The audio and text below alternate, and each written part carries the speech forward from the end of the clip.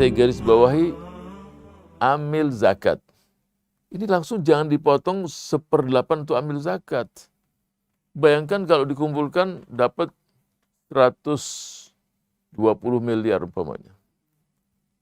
Ya, 1/8-nya berapa? 15 M. Langsung ambil zakat 15 M. Yang kerja ambil zakat 10 orang. Ya 10 orang disesuaikan. Disesuaikan berapa kalau bekerja yang kerja demikian. Dalam beberapa dikasih selama bekerja sebulan 10 juta umpamanya. Ya udah ambil itu. Jangan kerja sebulan terus dapat 15 miliar bagi 10 orang. Jadi kalau di sini disebutkan tidak mesti 1/8. Mungkin ada yang 20%, ada yang 5%, ada yang 2%. Yang penting harta tadi zakat itu untuk itu semua, kelompok-kelompok ini. Jadi jelas ya, jadi jangan terus setiap ada pendaftaran lembaga ambil zakat, daftar terus ya. Ya, dia cari yang kira-kira pendapatannya besar. Ya demikian, kamu berapa gaji di situ? Yang layak berapa dikasih. Ya, sebab di sini ada fuqara, ada masakin, mungkin bisa separuhnya untuk fuqara masakin. Terus Ustadz bisa nggak untuk bangun masjid? Bisa untuk daerah-daerah yang memang di sanalah perjuangan itu. Umpamanya daerah kita minoritas. Di daerah kebanyakan di situ atau di Eropa, di negara mana yang masjid itu tempat untuk berjuang di situ. Dengan adanya masjid, ya itulah jihad dan perjuangan kita di situ. Sehingga ada satu kaidah fikih yang mengatakan, idza dhaqal amru ittasa'. Ya, jadi kalau seseorang dalam posisi yang kecil, terjepit, maka Islam memberikan dia jalan keluar. Contohnya apa? Ketika seseorang dalam kondisi di mana dia tidak akan bisa melanjutkan kehidupan kecuali makan sesuatu yang diharamkan. Itu kan diharamkan. Umpamanya makan bangkai. Haram kan? Umpama ini. Suatu saat dia nggak ada pilihan. Ini kan sesuatu yang sangat tidak dibolehkan, tapi dalam kondisi yang terjepit begitu, di situ ada napas, ada peluang. Idza tas'al amru dhaqa. Nah, ketika diberikan peluang, maka kita harus kembali kepada hal yang umpamanya ya, makanan ada, ini semua dibolehkan, makanan yang halal banyak, yang haram ya ditinggalkan, tadi nggak boleh. Kembali kepada asalnya.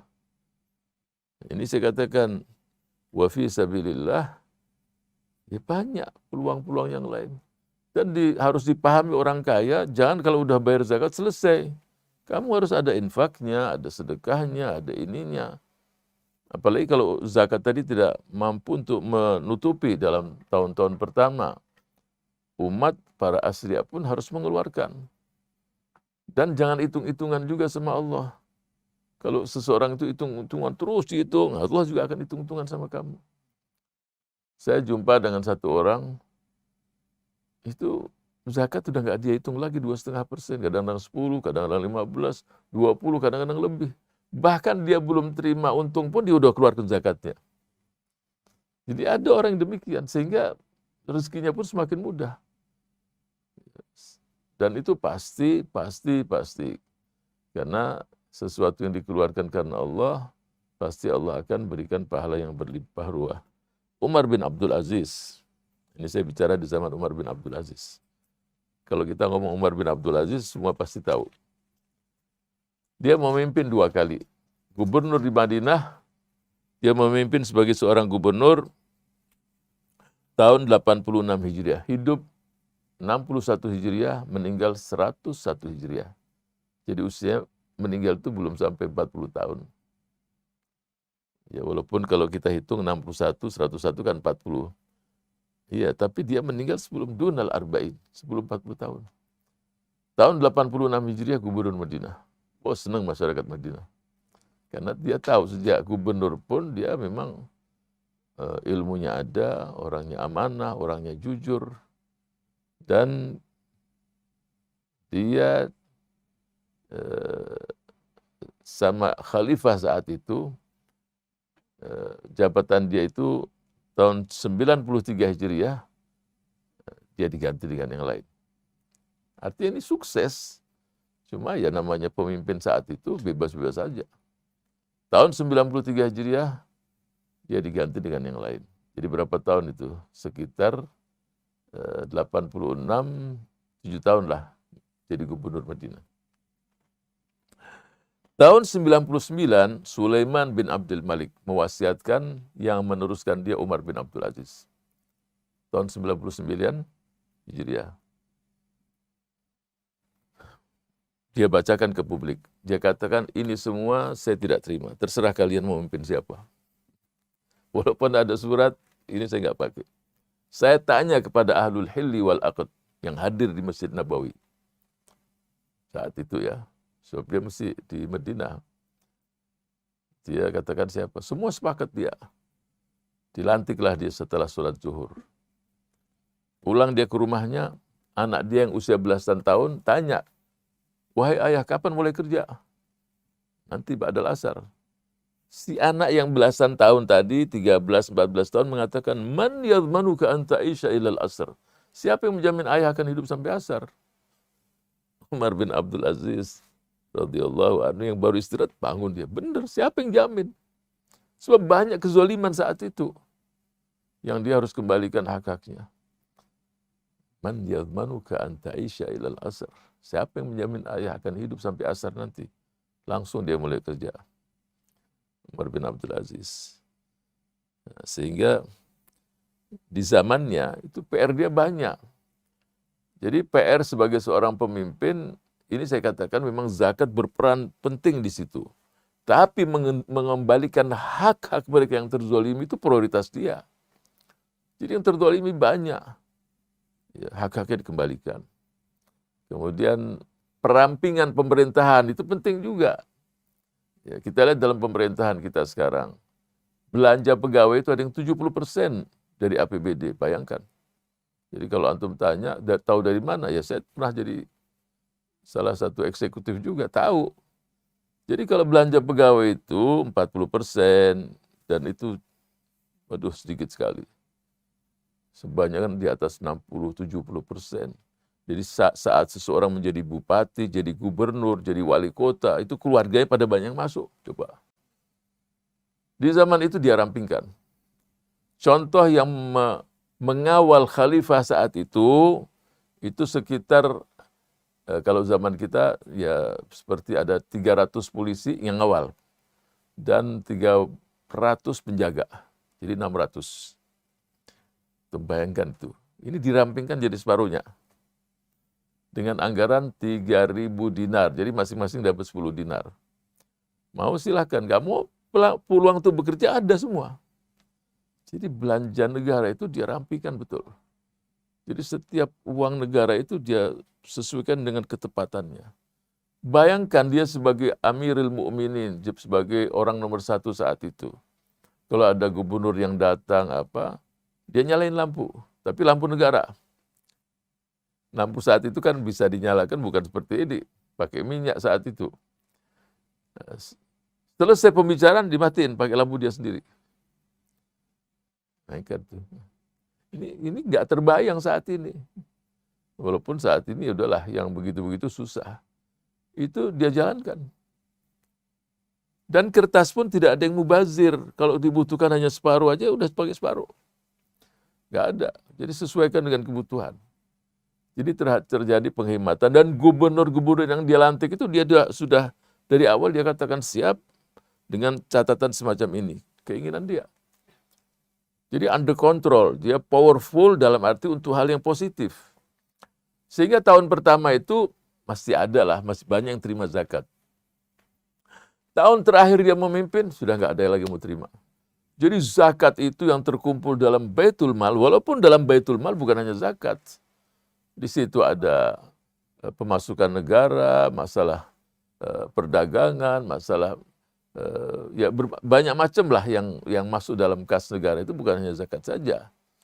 Sehingga ada beberapa riwayat menjelaskan dia memerintahkan untuk mengambil dari Baitul Mal makanan untuk burung-burung saat itu yang ada di gunung-gunung.